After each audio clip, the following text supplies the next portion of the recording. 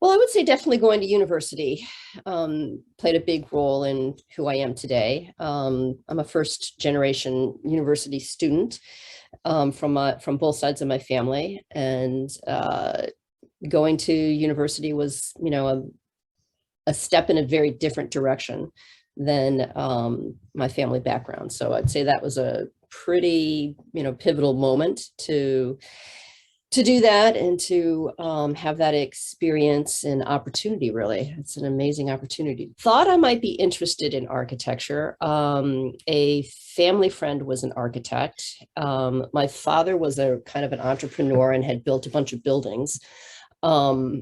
And so I had been on job sites, and I kind of understood what architects did.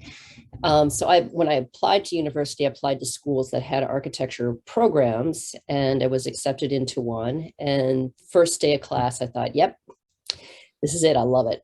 And never turned back. I really, really liked the in-studio environment and the kind of the logical thinking combined with the creative thinking that, at a certain point when I did actually a 6-year B.Arch at Rice University. So that university, you do 4 years of undergraduate, then a year of work of internship, basically, and then you go back for a final thesis year. So when you finish that, you have a professional degree. And so when I completed that, I worked for 4 years in a small practice, and simultaneously taught at the University of Houston in their first year program.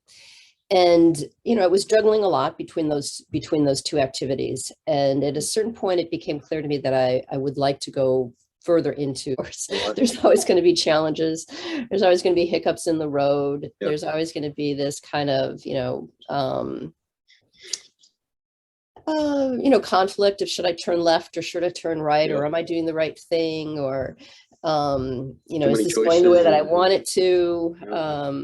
Yep. That's just out there. And I don't think that is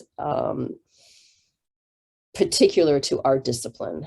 I know people from every walk of life, people who are, owners of shops, to people that are, heads of CEOs of companies. Mm-hmm. And we all have those. Very strong visual thinker. And I was in a program as an undergraduate where visual thinking was not just taught, but emphasized. And we're a very strong studio-based program, and also within the fine arts. So every semester you took an architectural design studio and an arts studio, an architectural history course and an art history course.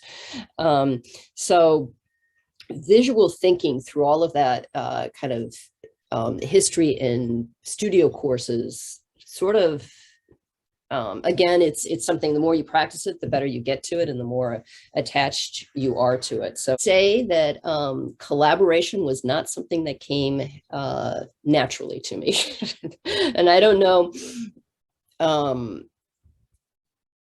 I think that students that go to schools that have, and I mean like starting from very young, and again, I've seen this with my own kids. My kids were in a Montessori, and working together and doing things collaboratively starts at 3.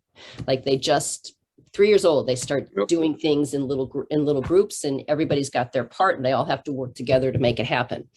My education was I think he's one of the world's great architects, from, his generation. I've also had the pleasure of meeting him on a couple of different occasions. He was, I don't even remember how long it was ago now, maybe 20 years ago. He was here for a semester, and that was just a delight to have him around. He taught he did a series of lectures and kind of impromptu seminars, and truly a very, very generous in terms of his ideas and his engagement with the students and the faculty. He was a wonderful person.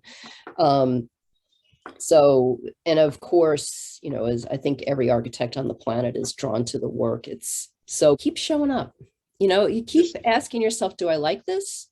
And, not am I passionate about it? Not, is this going to be the rest of my life? Do I like it today? Do I like it tomorrow? Do I think I'll like it next week?